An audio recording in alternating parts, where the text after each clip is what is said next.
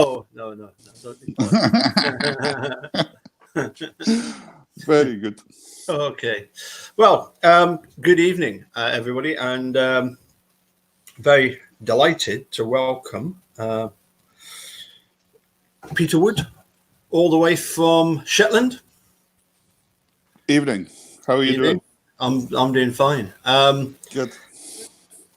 Obviously, well, I was gonna ask you to sort of go. We'll go over some of your sort of career, as it were, thus far. I'm going to say that I first met you in Thankerton. I'm going to guess around about 1984, 1985. I think you'll be right. About right, yeah. Charlie Todd's house. Exactly. Yeah. And what I'm going to say, and this isn't to sort of belittle Charlie Todd at all, but there was an incident once when I think it was John Lennon had organised a concert, and it's like almost like a bit of a Beatles reunion, and apparently somebody had said to John Lennon, about Ringo Starr. Would you describe Ringo Starr as the best drummer in the world? And John Lennon replied, Ringo Starr isn't even the best drummer in the Beatles. and I always remember that Peter Woods, I keep adding an S for some reason. I do apologize. Don't do that to me. There's only one of me. That's right. And there's only the one of you. And you used to play second box or piano, and you could do the drums, and you played the pipes. Uh-huh. And I kind of thinking, my goodness, that's quite a variety of instruments. So what were your sort of early musical influences, shall we say? I was brought up in Crawford John. Yep. Small village in South Lanarkshire. And I remember my parents taking me up to Lead Hills on a Sunday afternoon, and the local pipe band were playing in the square. Right. And I utterly fancied having a shot at the pipe. So that was my first instrument. They took me along to practices for about a year until my fingers were long enough, because they weren't long enough to get in the practice centre. Right. And all of a sudden I started getting lessons when I was about 7 or something. And that was with bigger pipe band. And after that, pipe band wise, then the accordion came along when I was about 12, purely be friends in the pipe band, going to their houses. Yeah. And their fathers had old boxes lying about them. There was one fellow had a piano box and a 3-row button box, and I could make absolutely nothing of the 3-row button box and still can't to this day, but I fancied the piano one. So I asked if I could get some lessons, and that was the start of that. So, and then piping wise, I went on to play with a competing band, Colburn Pipe Band, after that in grade 3. And then I moved over to Edinburgh and I played with Scottish Gas Pipe Band in grade 1. Right. So worked my way up kind of style thing. And then I went back to Colburn, and then I moved to Shetland. And the whole time playing the accordion in different bands and piano and all that kind of stuff. So. Absolutely. Sorry, if I can just take you back then to accordion. So who was it that you first went to for lessons? The first person I went to was a chap called Jack Gray down near Kirkfield Bank. Right. And he was a basic player. And he used to focus on primarily getting you to play a tune. There wasn't a lot of technique involved in things. Yeah. So it was quite an interesting start to things. Fortunately, having a bit of musicality, I think we played the pipes already and reading a wee bit, even though it'd be only 9 notes that I could read at the time, because pipers are kind of like that.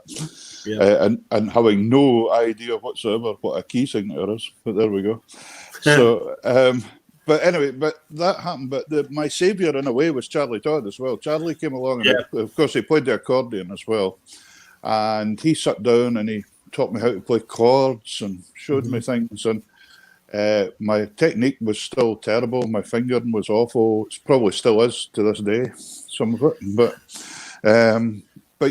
so it was a learning curve. And then I had the very fortunate chance that there was a local drummer in Abington was putting this little band together. Joe Taylor was the chap's name, and Joe was an old fellow, and he'd played for years. And he said there was this chap called Keith Dixon from Dolphington who was going to bring in an accordion. Terrible fella. So yeah. No, my life's never been the same. It's never been the same since. Me neither. I'll never forget holding on to him in that balcony in Spain one night when I thought he was just going to fall over the edge. Nothing to do with the brandy or anything like that. No. But excellent. Sorry, you were gonna. Yeah, but so obviously Keith, as you know, is an exceptionally musical man, and I gleaned a lot of stuff as we went along for Keith, arrangements and how to put stuff together and what worked with what and what didn't work. And Scottish music's a very fickle thing, isn't it? Because technically, when you write it down, an awful lot of it shouldn't work. But there's so many passing notes, etc., that a chord might work, and it's just one of these things. If you looked at it technically, a classical score composer would look at some of that stuff and go, that shouldn't work. So. Yeah. Certainly, yeah. We've had, as you say, Keith and I, we've had many a discussion at his house about, various aspects of music. Obviously, I met Keith. I think I can blame Brian Forrest for that. Oh yeah. Brian that introduced Keith. I think he was about 17 at the time, and he was and I would say that, of course, in Bigger, the big name at one time was Alistair Gillespie. Very much so. And I have had a few sessions with Alistair Gillespie and thoroughly enjoyed them. He's very, very entertaining, and very much into the sort of jazz organ, which was something that I sort of developed into once I'd moved up to Scotland. But as I say, it was most people that move to Scotland get into the jazz organ. Right? Yes, exactly.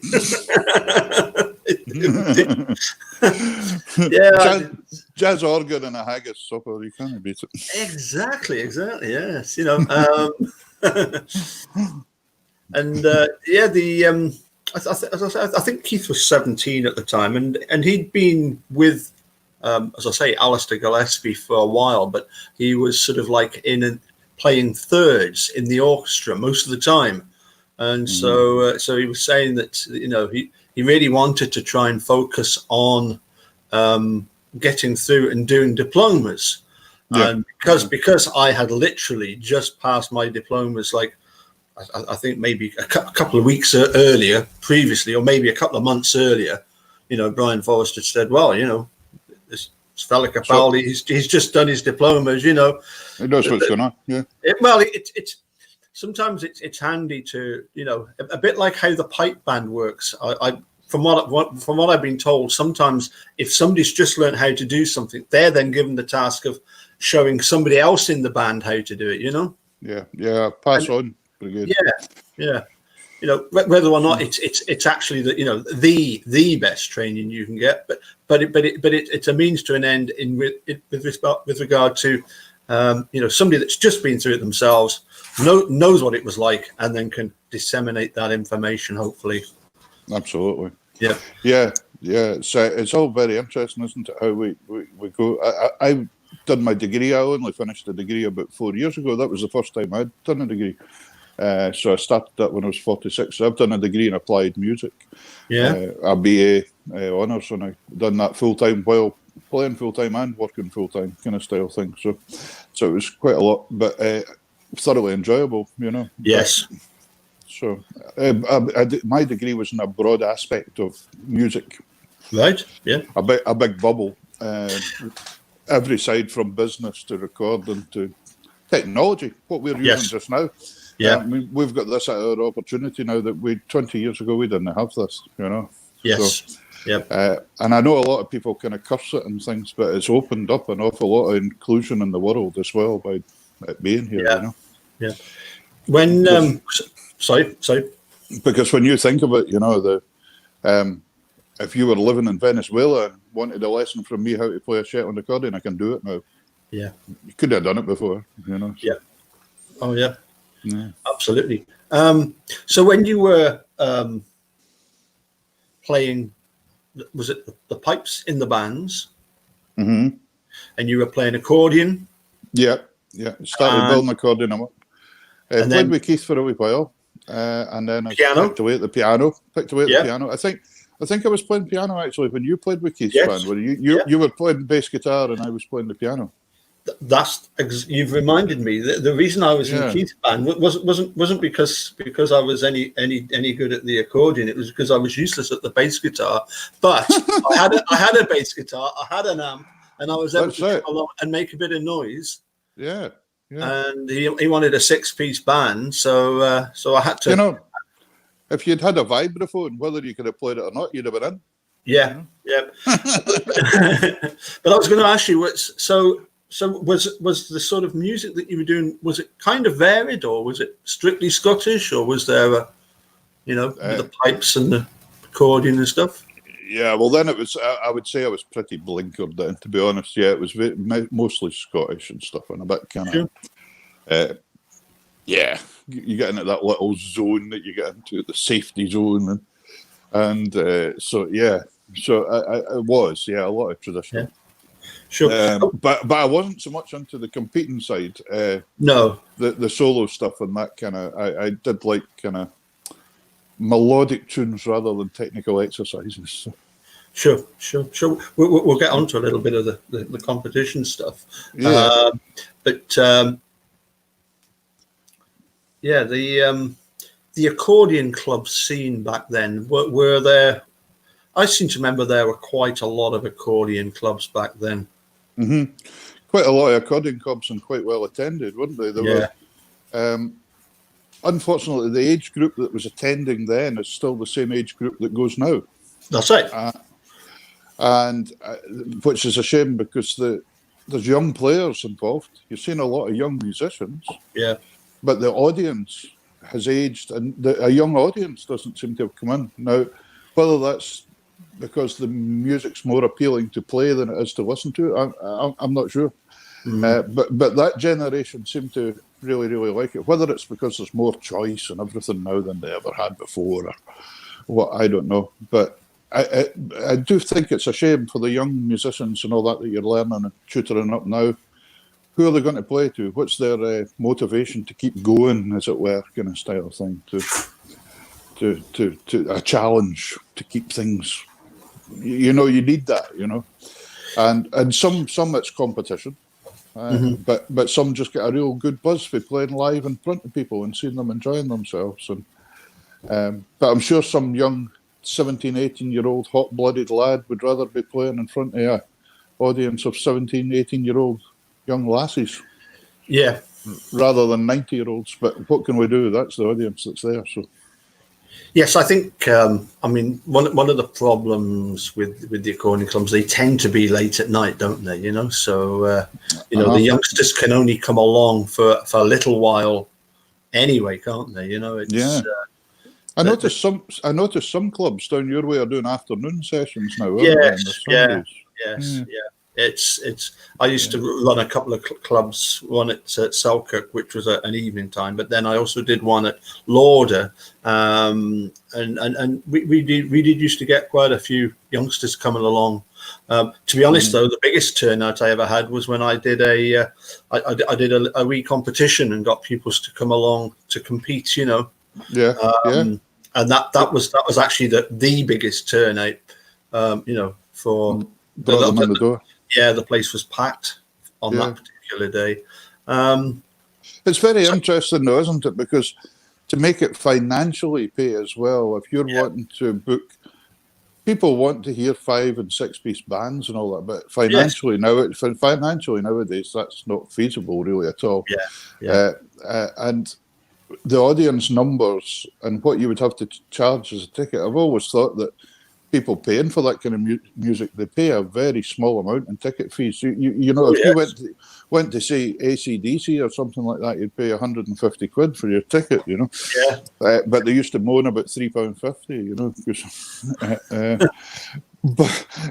and you got a free pie for your £3.50. That was the other thing. So, but you know, now, and especially the time we're in just now with COVID, etc. Where we're looking at the social distance, and you maybe had a club that you could have fitted 90 people into that you're going to get 30 into now. That's going to make it even worse, you know. So it's going to be really difficult.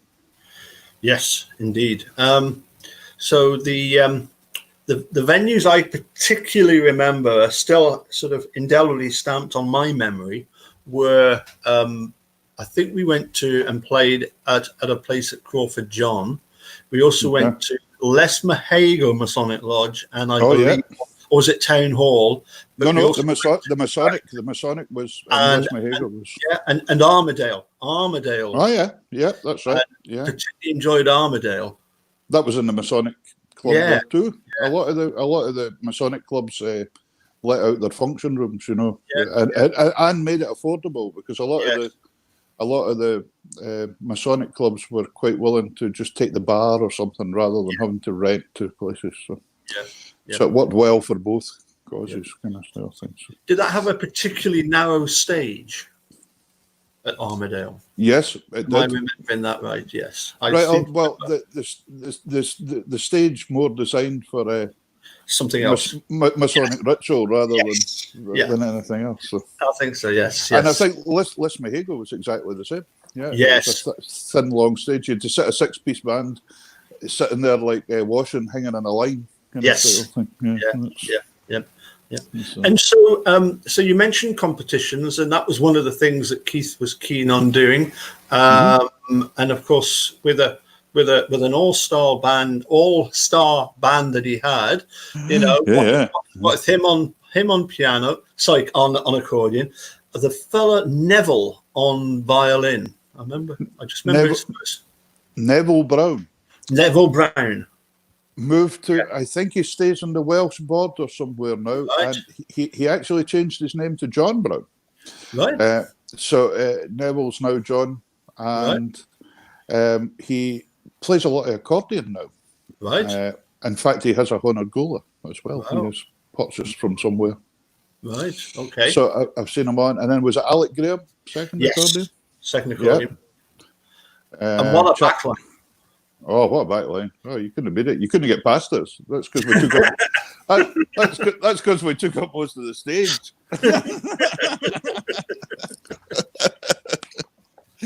Yeah. What's next? I have no idea. And sorry, the second box player, Alan. It was Alec Graham, wasn't it? Alec Graham. Did he move to Spain or something? I believe so. I believe Alec moved to Spain, but I think he's back now. Is he not back in your neck of the woods somewhere? I'm not sure. Maybe. So some accordion club somewhere. Ask Brian Forrest, he'll know. Yes, I'm sure he will. So we entered a couple of competitions. I remember Perth. We played exceptionally well, and weren't placed. I remember we went to Musselburgh. Again, I don't think we were placed, but I do remember that Keith was a little bit peeved the year we went to Perth, because we'd timed our set to be exactly like 5 minutes 55 seconds, based on the fact that it's a 6-minute limit.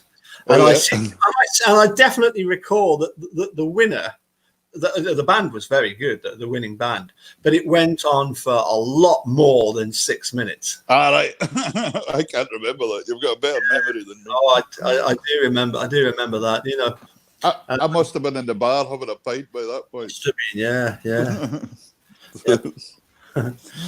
So anyway, that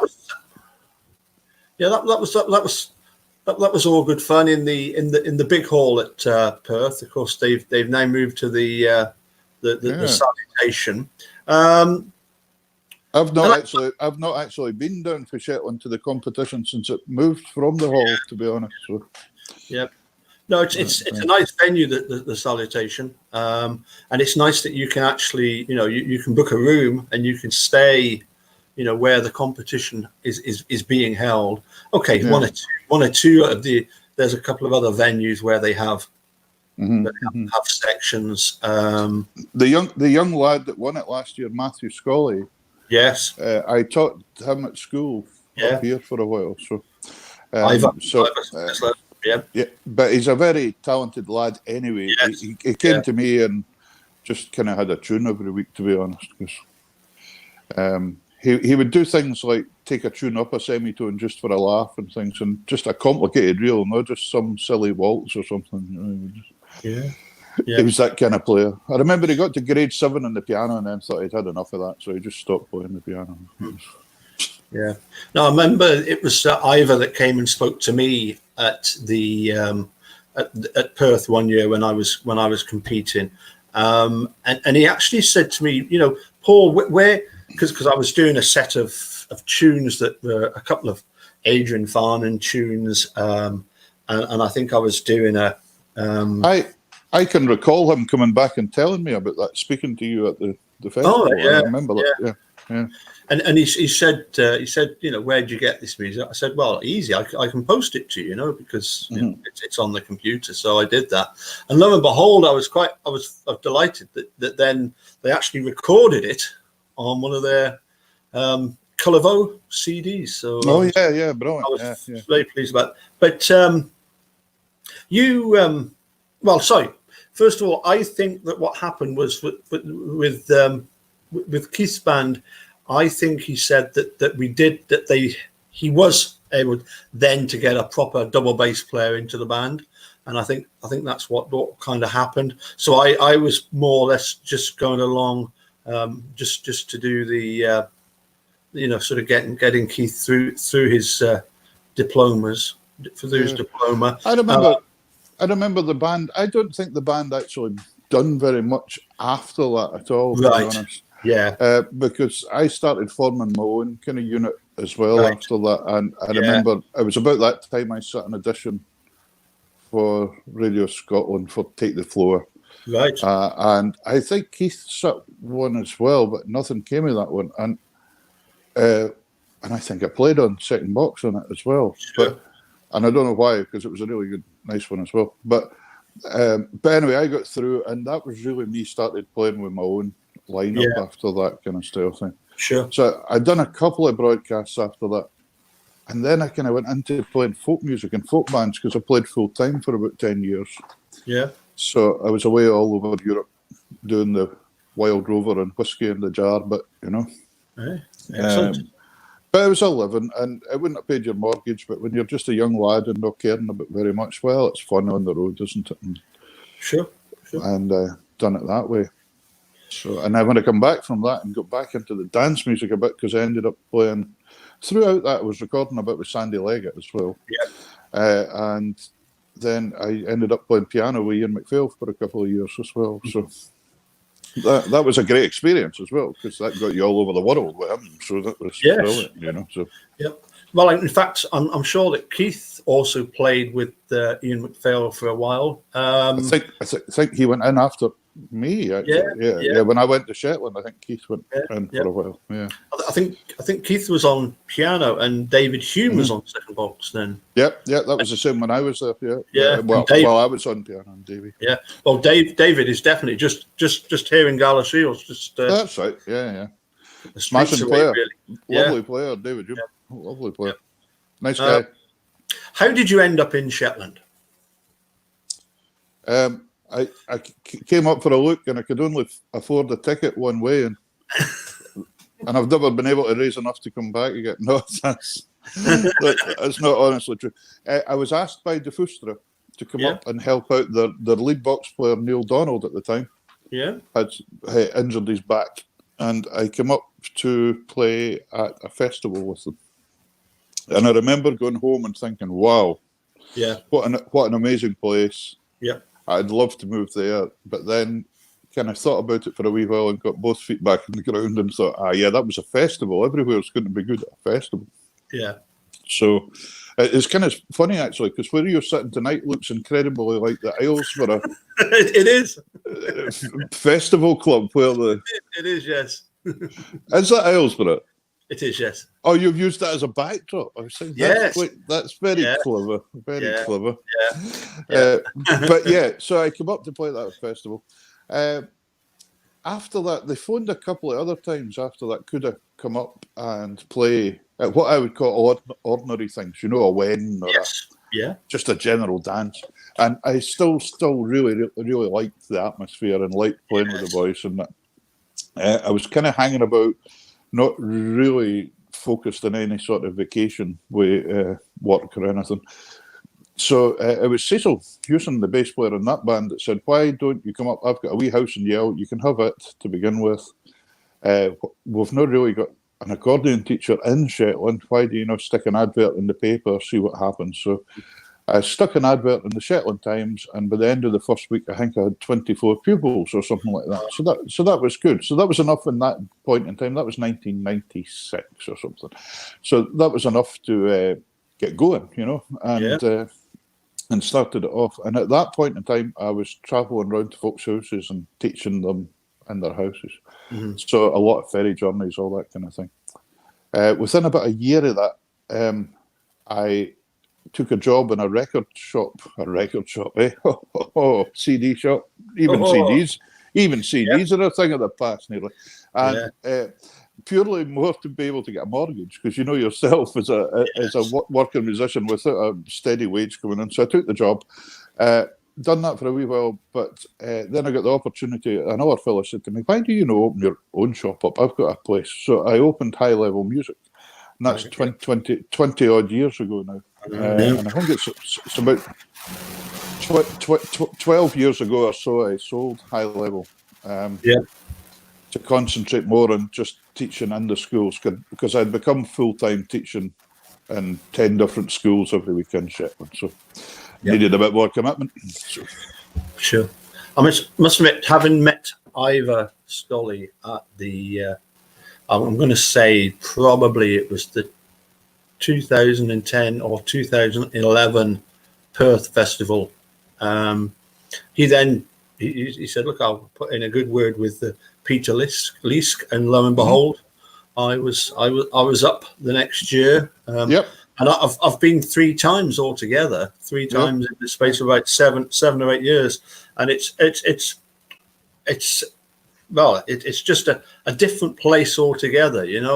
I can fully understand why people would go there and think, I just want to get out of get off the mainland of Britain in general and go and live, the sort of idyllic life on an island that's nearer to Norway than it is to Scotland. Absolutely, yeah. But I was brought up in Crawford John, though, very rural area. Yeah. So I was quite used to the rural, but what I did find moving to Shetland was you were welcomed with open arms when you were a musician, because music's a very high part of the society up here. So that was my kind of passport into getting things moving and meeting people and things like that. Because since the years I've been here, 25 years now or something like that, and the amount of people I've seen that have arrived and then left, there doesn't seem to be an in-between. It's you either like it or you don't, and you can't persevere with it, because when it comes to winter, it's very, very long, dark days. Like say just now, we're sitting here and it's bright daylight outside, nearly at 20 to 10 at night. So, but in the winter, when you've only got about 4 or 5 hours daylight in the day, it's a wee bit different. But the music and all that's maybe strong because of that, because of all these things. Unfortunately, COVID has hammered everything, hasn't it? I mean, we have no gigs till Up Helly has cancelled next year, all these things. Wow. So it's all gone. So really, I mean, in a way, I'm lucky. I'm not a full-time musician as a performing musician. Yeah. I've still got my employment with the council that working, and the way we've worked that is we've been teaching VCs to pupils in their houses. So we have had that up and running for the last couple of months. So it's good. It's been as some people say, it is what it is, but it's meant we could keep going. So Yes. In fact, we've seen another chap I know that's a piping instructor, Ross McNaughton, and Robert Gordon's in Aberdeen, the school there, and he's seeing the same. Actually, we're seeing their standard coming up quite fast and at quite a rate just now, because I think they're getting more time to practice as well. They're at home. There's no distractions of going away to school and all that. I think they're playing a wee bit more, to be honest. Right. So it's really helping. And the other thing is they're always in time for their lesson, which is really quite cool. Yeah. Rather than chasing them round the school. Oh, absolutely. Yes. Yes. Yeah. So you mentioned something then, Up Heliar. Yes. What could you explain a little bit more about Up Heliar for us, please? Yeah, Up Heliar is celebrated on the last Tuesday of the January every year. It's the winter equinox, and it's a festival that started. It's not very, very old. It's about 150 years old or something, but it was started by the men, and it was tar barrels they used to push around the streets at one point in time. Tar barrels, lit tar barrels. You can imagine how dangerous that was in the 1800s. Wow. Yeah. One of them goes through somebody's shop window, the shop's gone, kind of style thing. So, sure. But then it developed into the festival that you've got the Viking squad, the Jarl squad, they call that. Yep. There's a Geyser Jarl, he's the main man. They serve on a committee for 15 years before they get to that point.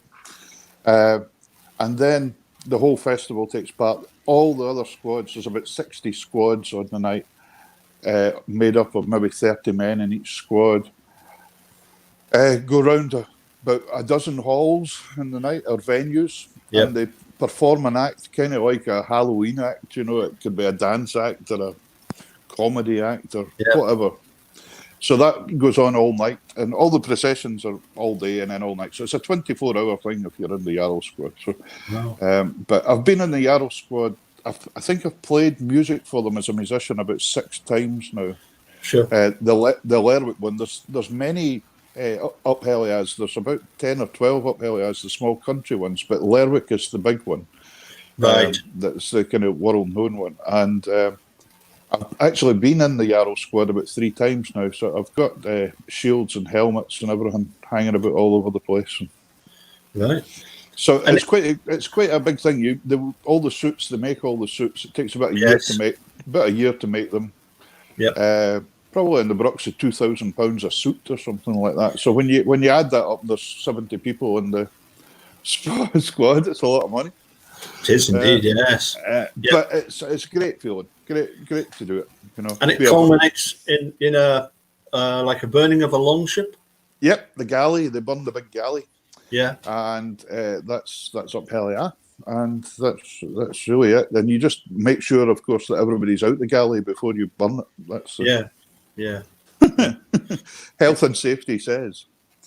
Because right in the middle of, well, not right in the middle of Lerwick, just as you're coming into Lerwick from the airport, you pass a big, it would have been at one time a big Viking.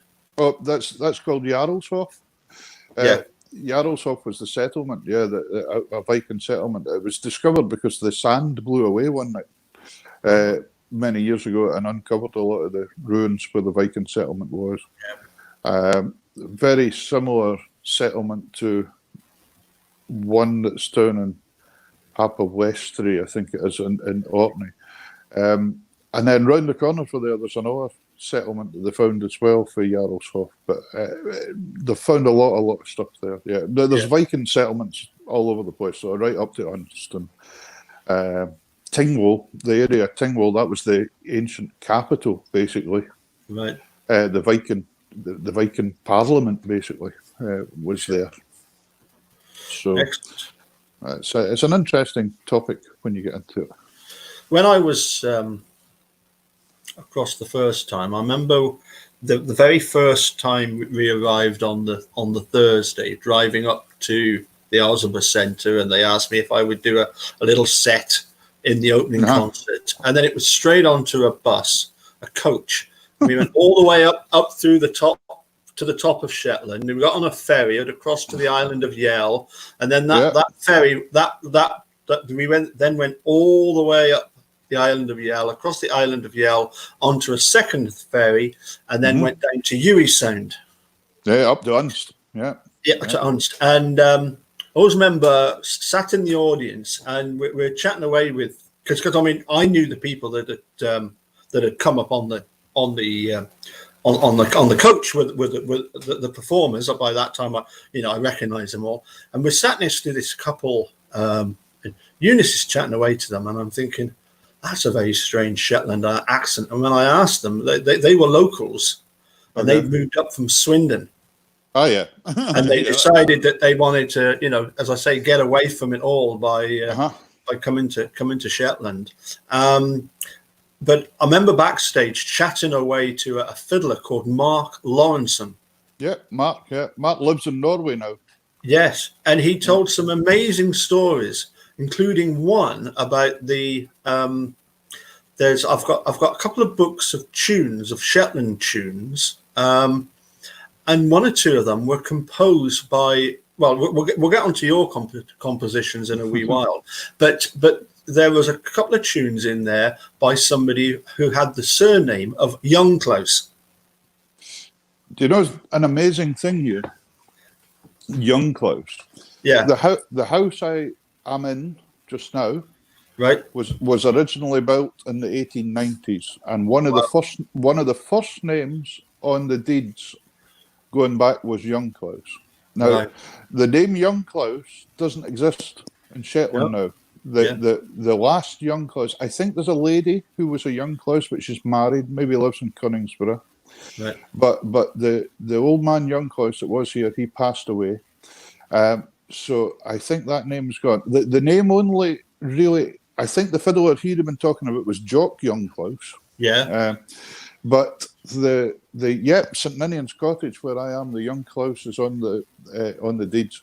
And the thing about it was, the story goes that it was a Dutch sailor or something arrived and got a young girl pregnant. Yeah. Disappeared back to sea. All they knew about him was his name was Klaus, so they called the child Young Klaus.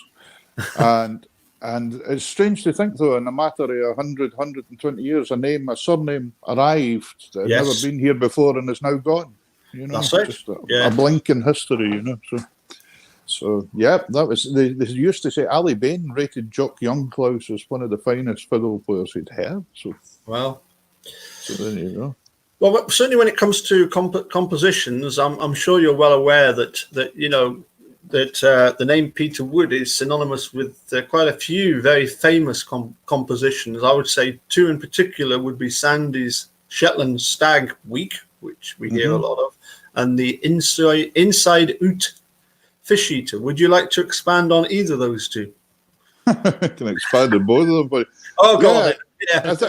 I think you're right, though. But the funny thing is, with these tunes, when you write them, they don't necessarily take off to about 10 years later or 15 years later. It's funny how things go. Sandy's Shetland Stag Week, I remember writing that for Sandy Leggett. It was when we came up here and we had his Stag Week over and up Helliar once. He was up playing with the band, and I wrote this tune. He didn't know it was written, and we played it at the Accordion Club on the Monday night before up Helliar. His music had SSSW written at the top of it for Sandy's Shetland Stag Week because he didn't know what it was.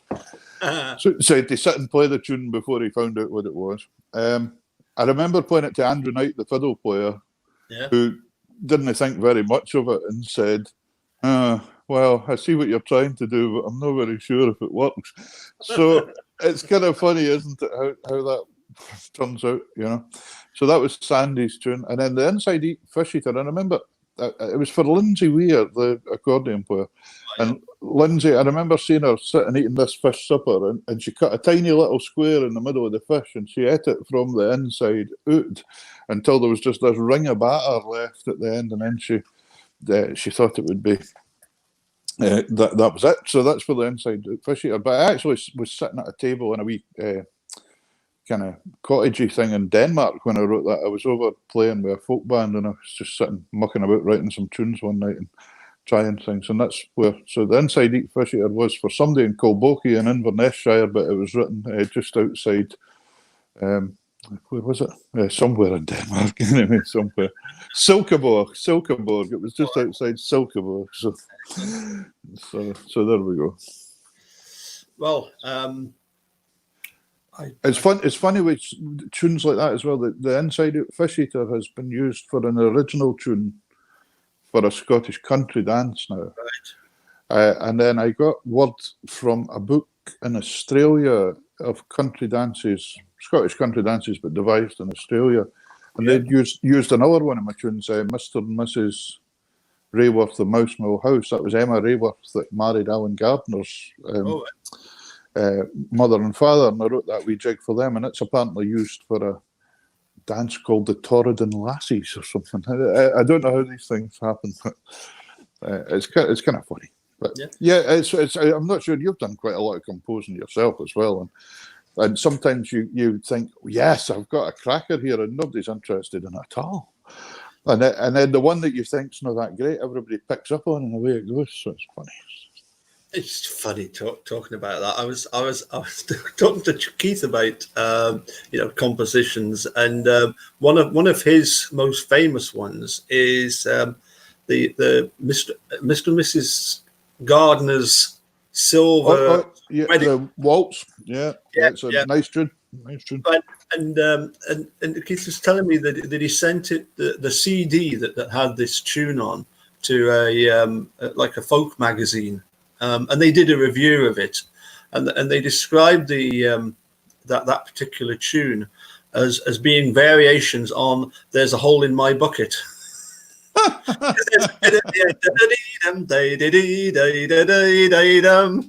well, there you go. Yeah, well. He's himself that was telling me about it, and if you're going to nick something famous.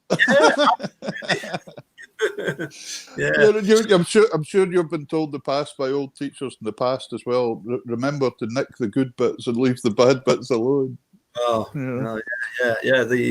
Yes. I mean, it's impossible not to come up with. It's very difficult to come up with something completely original, isn't it? It's very.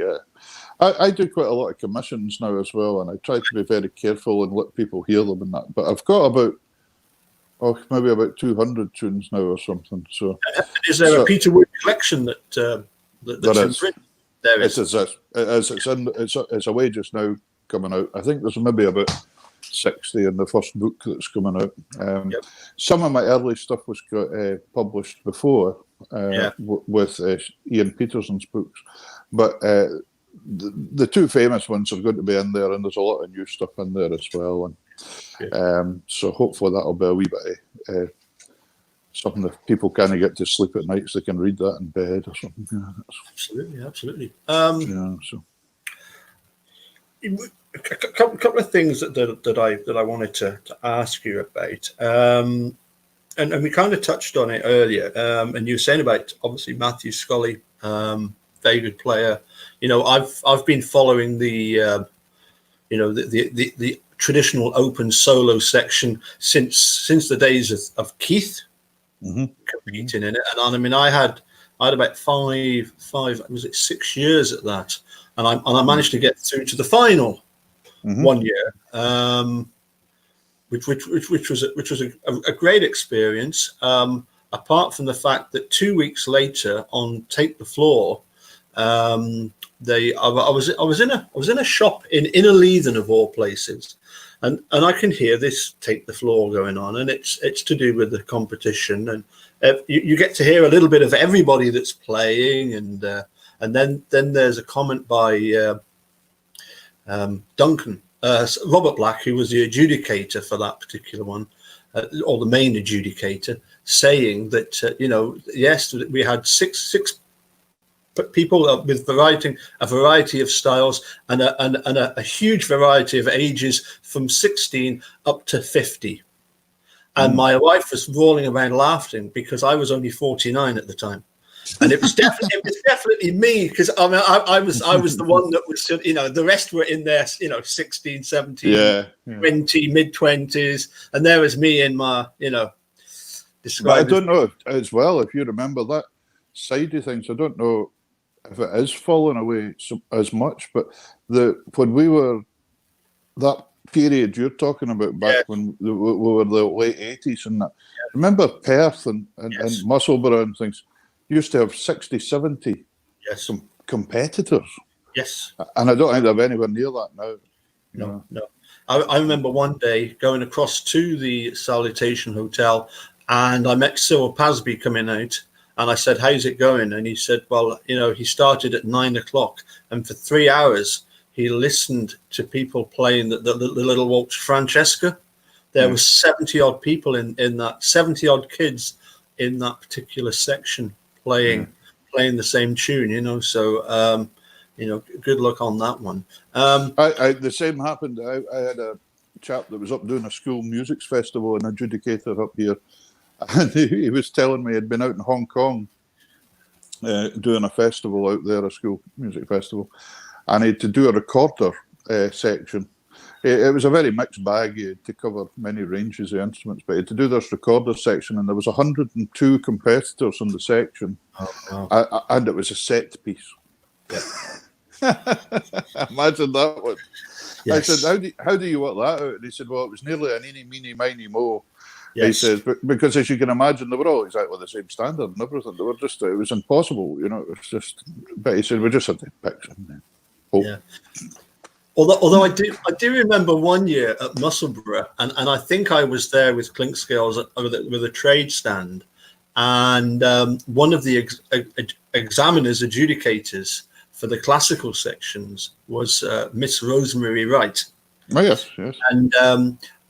And she was adjudicating a test piece section, and the test piece was I presume it was Graham Romani's arrangement of the Humoresque by Dvorak, and there were 40 people playing it, and when this one person that played it had played it so much slower than everybody else, because everybody else had treated it like a Strathspey, and when Rosemary got up and said, well, only one person has actually taken the time to actually listen to the original to realize how it should be played,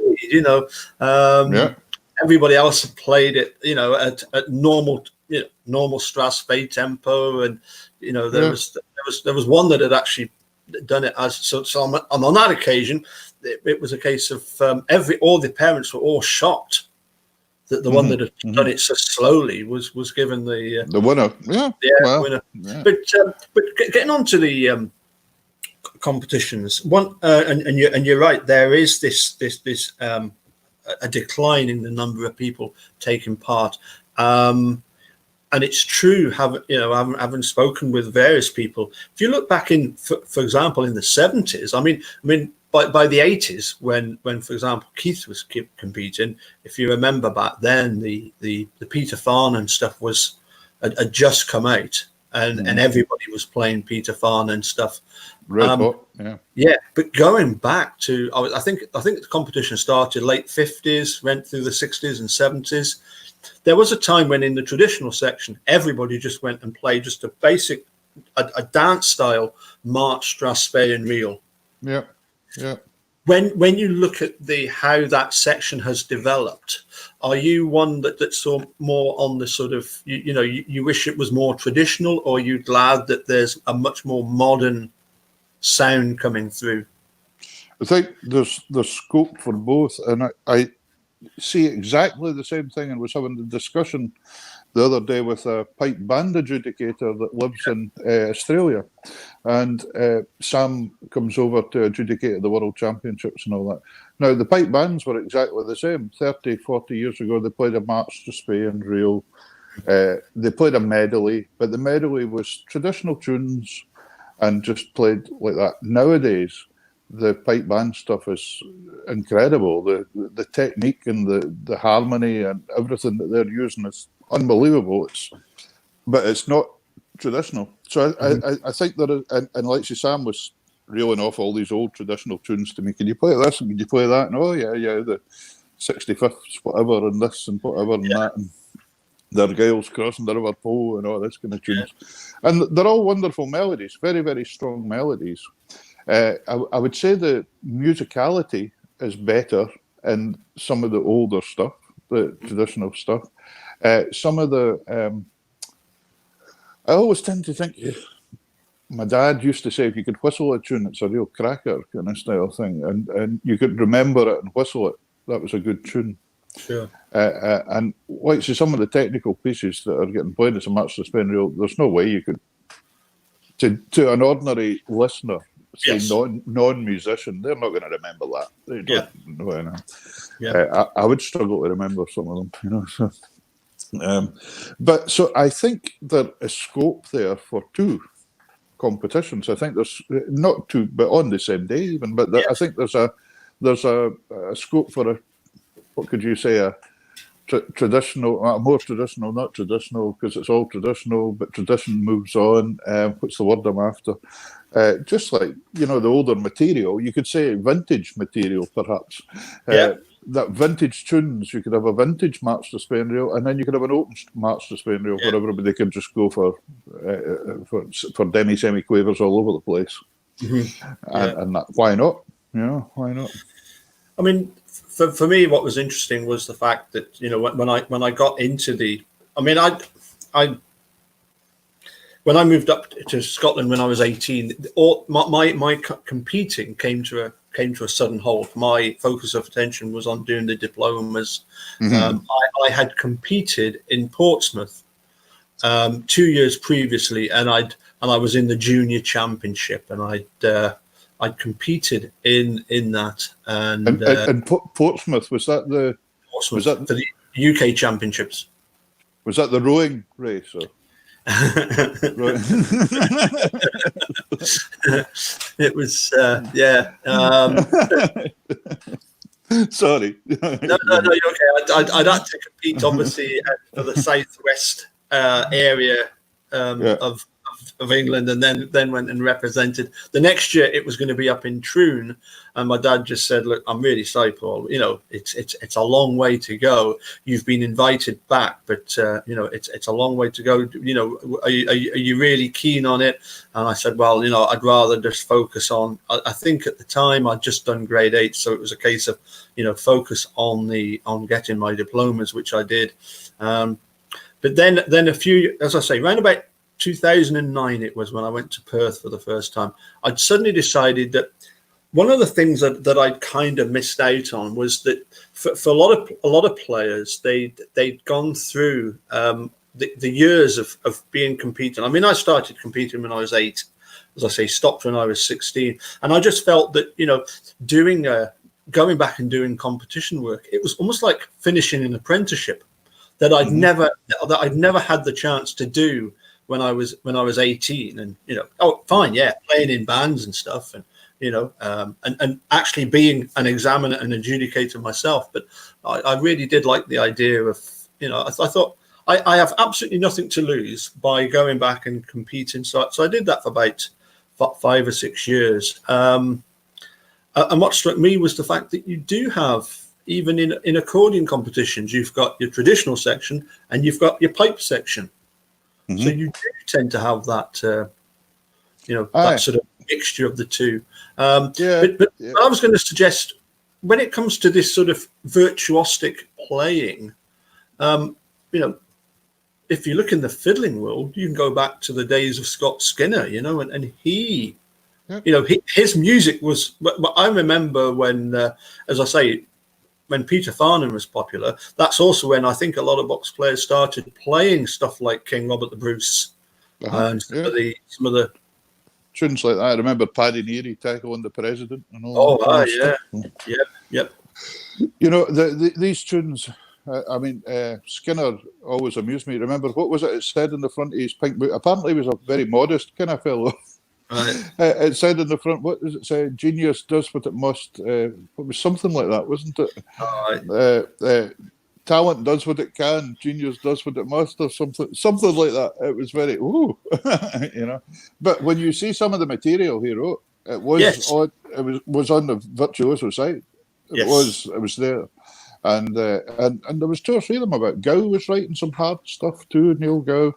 and William Marshall as well. There was that, and I suppose they were all very influenced, weren't they, from European classical music, etc. as well, because it came over as dancing, and they were dance masters, and etc. etc. So that was a lot. That was coming from France and Italy and places. Yep. I mean, actually, we could just meander off at a tangent slightly. The current sort of established lineup of a Scottish country dance band would be accordion 2, fiddle, and a backline, bass, drums, and piano. But that hasn't always been the case. If we go back to not at all. early times, when did that kind of change? Do you know? Well, I think that was the Jimmy Shan thing, wasn't it? That lineup. But I think the two accordions, even in the Jimmy Shan early days, played lead together, purely for an amplification problem, for a volume problem in a hall. I once heard of an Orkney band that used to play 80 years ago before amplification, and they would turn up at the hall and they would take one of the alcove windows each, right round the halls, and sit and play that. So I suppose that was surround sound, wasn't it? That was What the delay would be like by the time it got back to you, I'm not very sure, but that's apparently what they did. And then I think Bobby McLeod's back. Was Bobby McLeod one of the kind of first to bring in the second accordion playing chords kind of style? I think it possibly was. And I'm sure I'll be corrected if I'm wrong. But I know myself, I haven't worked that kind of lineup for a while. I worked with fiddle, accordion. I use the MIDI bass. And I have a guitar player playing electric guitar that can sing as well if we need to, and a drummer. And I work with a 4-piece like that. But looking back in history, when you look at a lot of the old Shetland bands, they didn't have. There wasn't a lot of pianos about because it was very difficult to get pianos. Usually, if you turned up, the piano was out of tune. So a lot of them had guitar players, and the band doing the vamping kind of chordy stuff. And they would even have brass in them and things, because they were doing that mixture of what we call modern, but it's not really as it is, quick steps and slow foxtrots and things. That kind of ballroom cross Scottish music, because I think the Scottish music came up here in about the 1960s, became very popular. The bands like the White Heather Club stuff and Ian Powrie and bands like that coming up here. And it clicked, because country music tends to be popular here as well. You quite often find that, don't you, that Scottish and country, and that goes together. And then, but I look back in pictures of these old bands, they would maybe even have 2 guitar players sitting, and a bass player, and an accordion, drums, and a trumpet, something like that, But I think some of the old dance bands did as well, didn't they?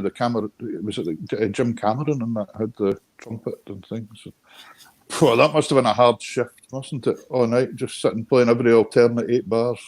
Well, I remember Keith telling me about the fact that Ian MacPhail, when he first started off, and he was going to go and do a session for Take the Floor, and there was the producer at the time said, you can cut out your dominant sevenths and your sixth chords and all that kind of stuff, just major, minor, diminished, augmented. That's your lot, We don't want any of this modern stuff coming in, Well, and even before that, and that was the point of that tune being written, of course, was Angus Fitchett wrote J.B. Milne. And he wrote it because he hadn't there was no alternate chord but a D sharp diminished that you could put in there, because when he was doing it, you weren't allowed to play the diminished chord. You were to play 1, 4, 5s, and that was it basically. Forget it. None of that nonsense. A minor for a novelty boys, and that'll do. Don't push it. So he actually wrote the tune. So that broke that barrier in a way, because you can use a diminished. Ooh, that's scary. What's that end row on the accordion for? It's like Perry Willie Johnson told me once about the when he played the guitar, and of course he was a jazz player, but he styled himself and doing the accompaniment for Ali Bain and with Violet Tulloch and all them, and developed this kind of jazz vamping in a way. It was like he basically turned the guitar into a piano vamping, but a guitar. And he was brought up in the island of Yell that you talked about earlier. Oh, so that's where my wife Karen's from as well. Actually, she's from Yell, and Terry Willie was brought up there. Now, in his day, when he was brought up, 90 years ago, there was nothing. There was nothing there, and he had this mandolin or something to begin with, and then he got a wee guitar, and he was kind of bedridden when he was a youngster. He wasn't very well, and some sailor brought him back this book of jazz chords.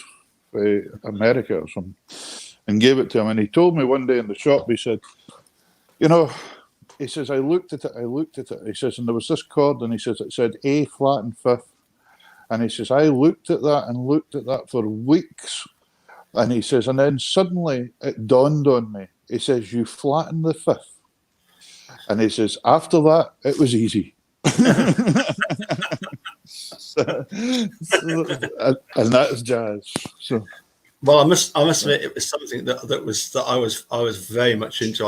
As you probably remember, I really liked the sort of Harry Stoneham style of stuff that I got into. But I was funny you mentioned Violet Tulloch. The last time I was across there. No, sorry, the second time I was across at Shetland. She was also at one of the concerts that we went to. And we started off, the evening started quite early on with a fiddler from Aberdeen, and a very good fiddler with, I think it was Martin Henderson that accompanied her on piano, Sarah Beattie. Okay. And she said that, a lot of people ask her what's the difference between a violin and a fiddle.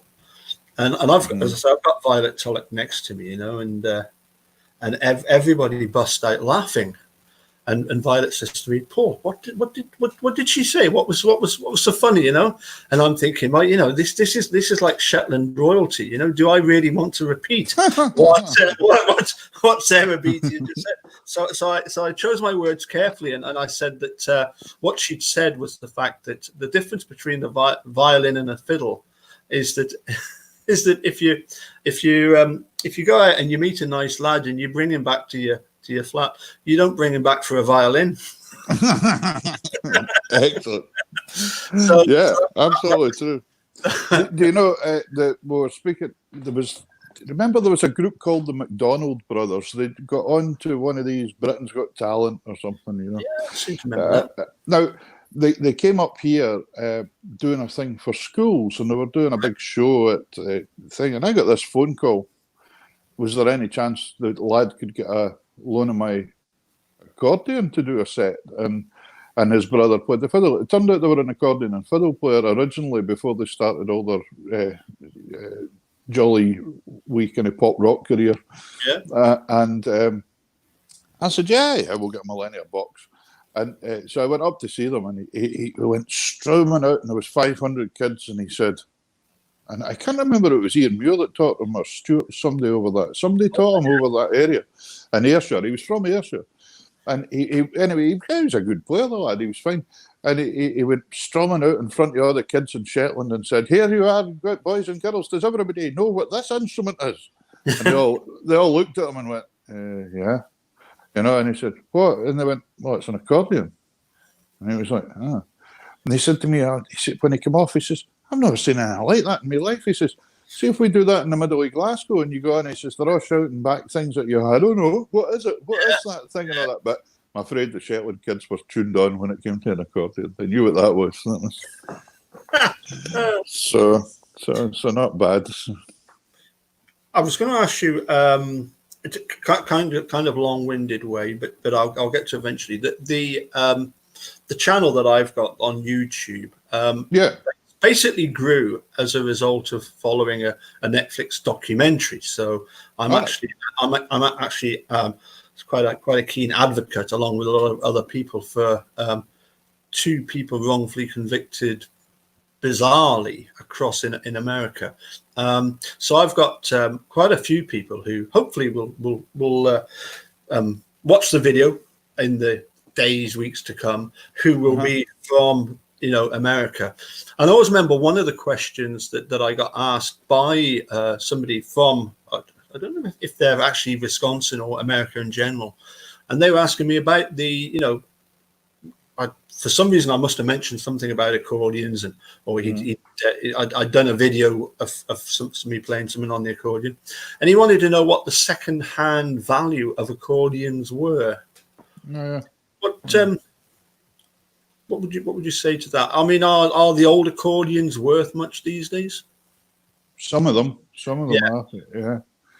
Yeah. It tends to be the ones that look really, really pretty. They tend to be worth 50 quid and would look good sitting on your mantelpiece. Yeah. Some of these old pre-war boxes. Yeah. People sometimes, it's like everything, they think it's old, so it must be worth a fortune, but it's not. Yeah. But if you come across a Satina Soprani or a Honor Gola or something nice from the 50s, 60s, it's going to be worth some cash again, Well, I was going to mention that. My dad's Gola, my dad bought his Gola in 1962 or 63 from Bells of Surbiton. And it was a couple of years before, 2 or 3 years before I came along. Otherwise, he wouldn't have been able to afford it. But he paid £300 for an accordion that should have been £500. But back then, that was the price of a new car. Aye, yeah. And when he sold it, he actually sold it on the basis of the purchaser listened. My dad sent him a tape of him playing the accordion, on playing the Gola on his recording, and it's actually in Shetland now, and it's never been converted to musette tuning. It does, yeah. And I've spoken to quite a. I know the accordion well, and I've played it. Yeah, played it and seen it, and it's still going strong. So, it's It is. And it's on the island of Walsey. Yeah. And when it sold, it was for half £1,000. So that shows you that basically it had kept its value, hadn't it? Because £6,000 would buy you a back then, would have bought a nice car. But I see some of them going for 12, 13 now. Yes. Yeah. So, yep. I suppose the quality in the older, they're getting rarer and rarer for people. Yes. Unfortunately, I don't think I can justify one, to be honest. And I couldn't afford one, certainly. Yes. So I'd have to. Sorry? No, you carry on.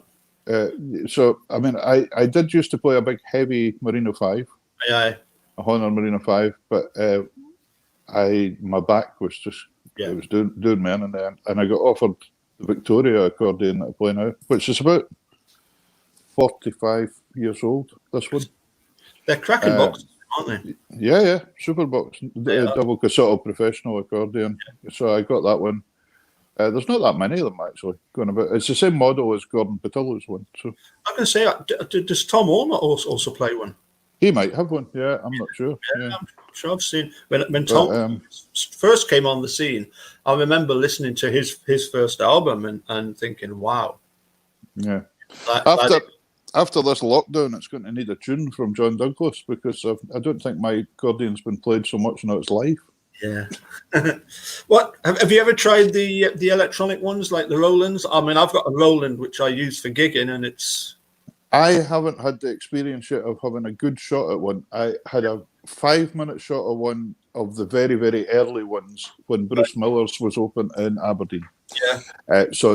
But from what I've heard and listening to a lot of them, they're actually sounding very, very good. Yeah. So I'm quite intrigued to check it out at some point in time. What I think is quite bizarre is the number of people who have bought them and have taken them back because for the very reason that they bought it in the first place. They wanted something much lighter, but then without that resistance in the keys physically being solid, them being light plastic, with the accordion being so light, it just didn't feel right to them. They don't feel comfortable.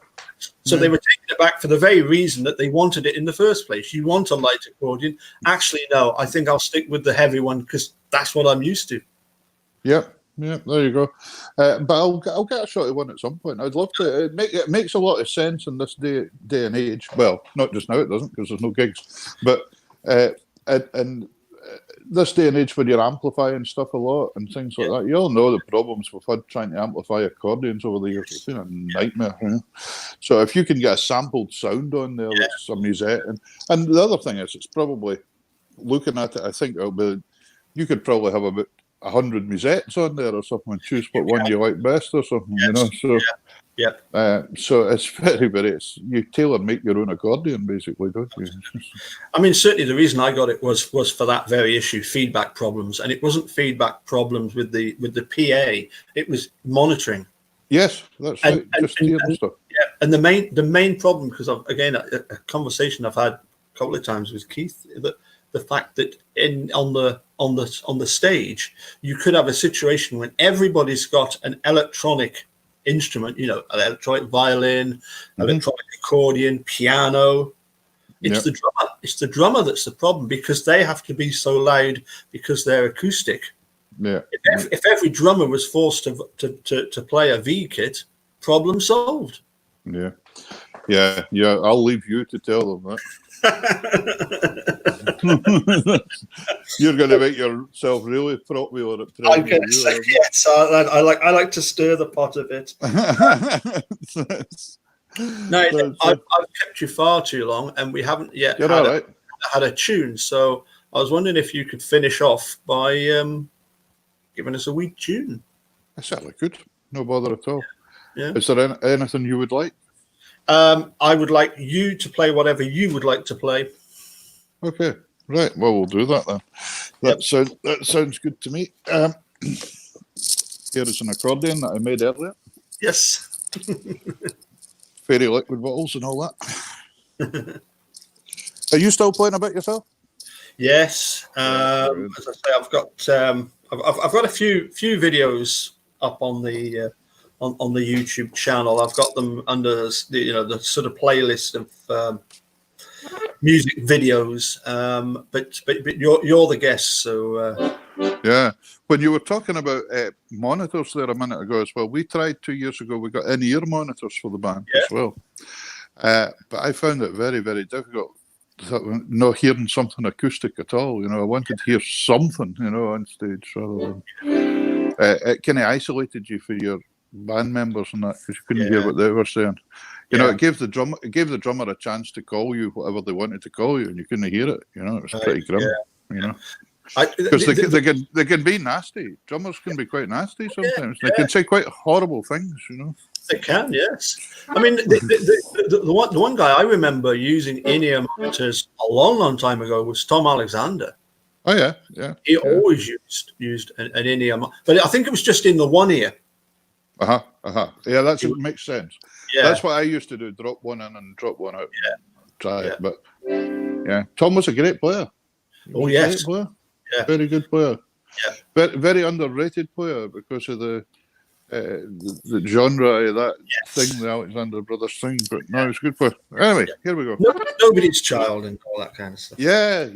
Nice, cheery numbers. Yes. Oh, yes. Here's a wee set of reels. The first one's an Irish tune, the Siege of Ennis. You've got to watch how you say that one. And the second one is one of Gordon Shan's. I really like Gordon Shan's compositions. I think he's a fantastic composer. One of the things I like about Gordon's tunes is it's fresh and it's new and it's innovative, but it's also still traditional. It's got a root in it somewhere, you can hear it. Yeah. So Tam's Rockin' Fiddle, he called this one. I really like that wee tune. And then the last tune is a Shetland tune called Chadwick's Bog. And that was written for Frank Chadwick when he had the Hayfield House Hotel in Lerwick, which is now actually the headquarters for children's services for the schools in Shetland. And Chadwick's Bog, a lot of people thought it was a bog to do with Rattling Bog or something like that, the bog down in the valley, but it wasn't. It was a bog in the hotel.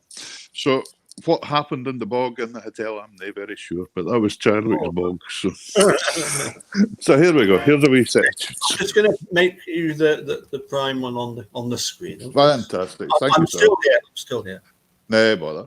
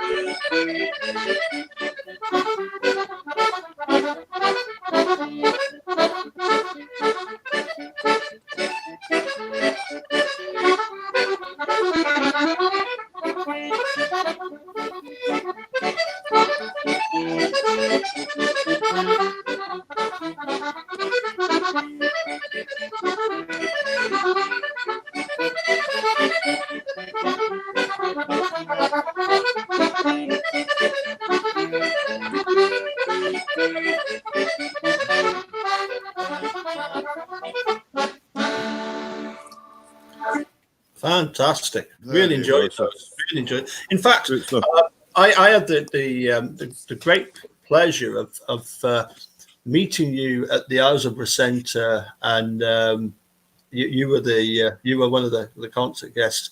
And I remember just sitting backstage and thinking, this is how music should be. So nice and relaxed. And it just seems effortless, but nice and flowing. You've played in various bands, haven't you? Yeah, I think I've thought about that a lot of times now. And, it took me a long time to work it out that I just had to play how I felt I wanted to play. Yeah. As we punish ourselves, don't we, as we go through life as youngsters, always setting ourselves standards and wanting to be like our idols and picking up on all their technique and trying to kid on to be them and things. And then one day you kind of go, I'm just what I am. So, yeah. So that's that. So, yep. So anyway, William is right. It is Pertiet Peters. Pertiet Peters, fine off. What's up? It's a difficult place to get to, but once you're allowed to come here, no bother. Yeah. Oh, it's party all the time up there. It's actually, people said, "What do you do up there in Shetland? Do you get bored at your bench?" I've never been so busy in all my life. There's something happening all the time. There's just stuff happening all the time. If you're not playing, you're teaching. If you're not teaching, you're chasing the children in the paddling pool. Yeah. So what I'm going to do is let you go, because this has been a lot longer than I had anticipated. I do apologise. I didn't even realise the time. I've thoroughly enjoyed it. It's been great. We must get together and have another chat about some more things, because there was such a lot that I was wanting to. Let's do it again sometime again. Yeah, just give me a shout anytime, and we'll do it. And if anybody wants to hear some more of my tunes, I've got Peter Wood Music. That's my YouTube page. I was about to say, can you please tell us about your YouTube channel? Yeah, the reason it started on lockdown, when lockdown started, I started playing a set of tunes, or 2 or 3 sets of tunes in a day, whatever. We're on day 117 today, I think it is. Yeah. So there was a lot of people, of course, have joined us about day 80 or something. They're going, oh no, where's all the rest? So fortunately, I had them all on my phone. So I've been gradually uploading them to YouTube, and people are getting a chance to watch back to them. So it's given quite a lot of hours worth of music. It is just me with the acoustic accordion. So that's it. There's no gimmicks. There's no anything else happening. So, but I think people are enjoying that. They're enjoying just the fresh sound of just hearing the instrument as it is, kind of style thing. And I'm also doing a Sunday night, 9:30 UK time. Sorry, folks, you'll have to work that out in America, wherever you are. We do a show from Canada on Ripple FX. It's on Facebook, and it's called Sundays in Scotland. And we take different guests on and get them to come on and play and have a tunes and a bit of crack and good fun with folks. So, so that's something to watch out for. That's an 1.5 hour long show as well. So if anybody fancies that one, watch out for that one. Ripple FX, or check me out, Peter Wood Music. What I'm going to do is I've subscribed to you on the basis of you mentioning it yesterday, because I didn't realize about it. What I'll do is I'll put a link to your YouTube page in the description, which is below. When people log on, they think fantastic, below, and it'll be in there. And I was just wondering if is there a link that you could possibly send me to the Ripple FX, and I could include that in the description as well. I'll get that for you. Yeah, that's no problem. That'd be brilliant. And then I subscribed to yours today. That I didn't realise you even had one. Oh. And so I'm going to have to go and do some detective work now, am I, and find out what it's all about. Well, the Netflix documentary it's now it came out in just before Christmas of 2015, but it's of all the Netflix documentaries that deal in that genre, true crime.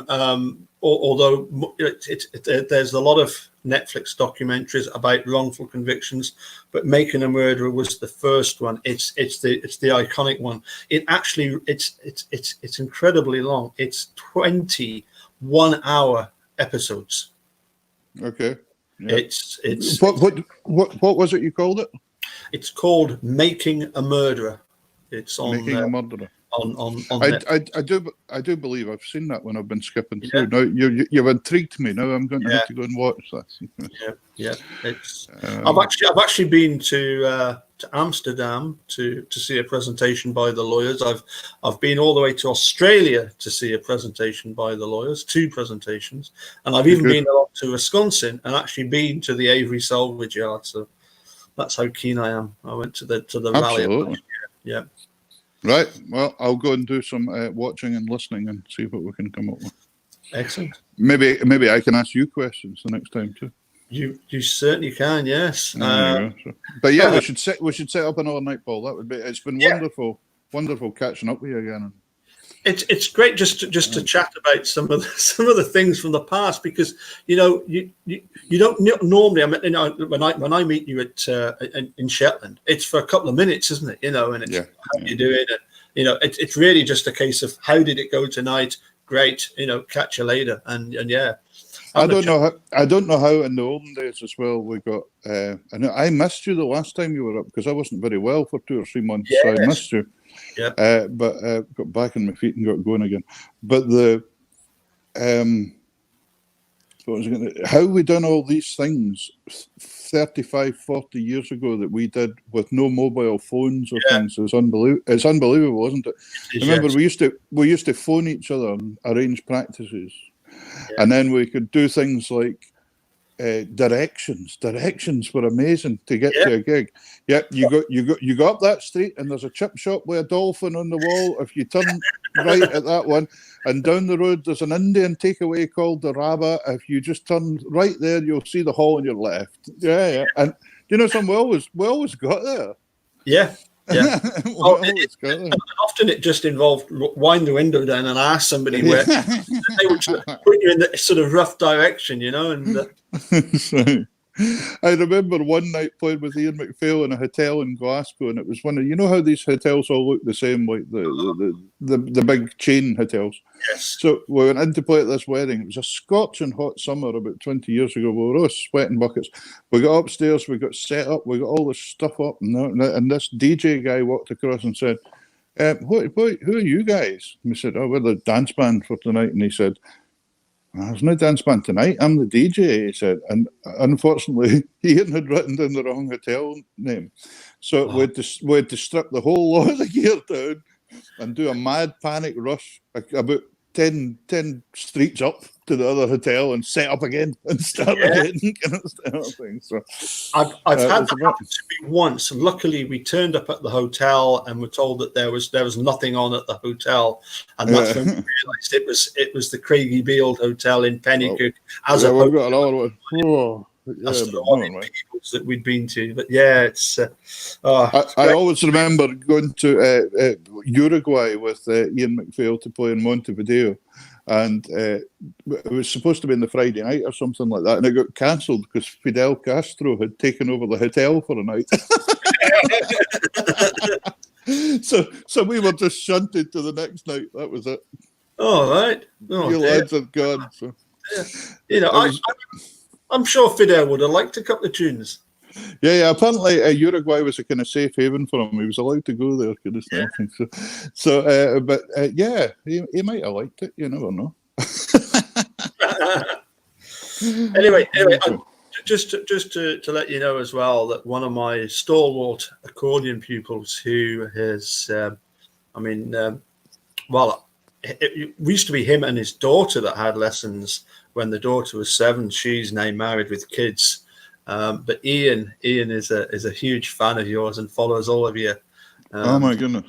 All of your stuff on that you put out on Facebook, and as I say, the thing that we really pick up on is that sort of style. It's got swing. It's it's just effortless. It makes I am conscious and try to put a lot of expression into my playing. And feel it a wee bit, and you're using a lot of dynamics through the bellows and things. And but also there's an element of humour as well that I really liked. That's good. I remember. I've got one of your CDs. It's the it's where the what's the name of the song? It's like a foxtrot quick-step song, but it's got a Chinese. China. China, yeah. Is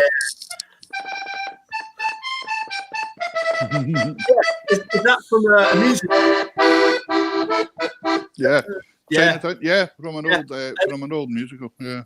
And I remember listening to that and thinking that's exactly the sort of stuff, rather than listening to constant March, Strasbourg, sets and jigs. Just here's 2/4, here's 6/8, here's this. But you really do have to. Why find? Well, I'm playing for the audience now. Yeah. It's taken me a long time to learn that. But if you play for the audience, you have a better night. They feed off you, you feed off them. Absolutely. That's life. And it's much better to be friends with the audience than have them throwing stuff at you. Yeah, that's one thing about this internet playing just now, is the audience can't throw anything at you. So that's right. Yeah, it's quite nice, they can't. Hopefully, a few compliments in the comments section. Yeah. So Ian, who it's Ian. I'll watch out for Ian. Ian Heard down in Ancram. Heard, magic. Yeah, I'll watch out for him. That's no, I've been having good fun. We've had a lot of views on Facebook over the last 100-odd days, and started Tunes in the House, the collaboration one as well, and Martin and McLeod took over that side, doing that one, and yeah, it's good. Yeah, it's I do like it when people put back comments and you can kind of speak to people. That's great. Absolutely. And remember to message me your address, and I'll send you the new CDs that I've done with the new lineup, which I think you'll like them. So, yeah, that'd be brilliant. It'll be something different. So if you message me your address, and I'll pop them in the post to you. Lovely. Okay. And we're in Shetland, so you'll get them about a year's time or something like that. Yes. Yeah. Do you know what we had right in the bay, right in front of us here in the house the other day? Killer whales. Yeah. Yeah, there was about 6 of them in here the other day, chasing the seals. Yeah. Brilliant. Looking for lunch, and one of them a big bull orca. Oh, he was massive, just huge. But it's kind of stunning to see them when you think that you're standing in your doorstep, just looking out of the water at them. So. Well, that's right. I must admit, every time the series Shetland comes on, me and the wife are glued to it. Yeah, it's been postponed this year because of the COVID, etc. But I see they've rescheduled for next year. So excellent. We actually got asked to leave one of the scenes when it was getting shot once because my wee girl was only about 1 and she started making a noise, and they came over very nicely and said, "Would you take that child away, please?" Yeah. So that was the end of her acting career. That was it. Gone. Yeah. But Dougie Hedshaw's a really nice chap as well. He comes in the lounge and listens to us when they're up shooting and things. Yeah, he comes in and has a blather and things. He's fine. Yeah, it's good. So yeah, no bother though. Okay, thank you. Let's do it again sometime. Yes, brilliant. Just having a blather. And if you can send me the link to your was it FX? Oh, Ripple. I'll do that one. I'll send you that. Yeah, I'll do you that, and then we'll get you sorted for there. Brilliant. Well, thank you everybody for tuning in, and a special thanks to Peter Woods for joining me all the way from Shetland. And you just made me plural there again. Ah, yes. I'm a wood, not a forest, I know. Yeah. Yes. So from Peter Wood, and myself, thank you for tuning in. And as Peter Wood said quite rightly, we will do it again soon. And please do check out the Peter Wood Music YouTube channel and Facebook. Thanks, Paul. Pleasure. It's been a delight.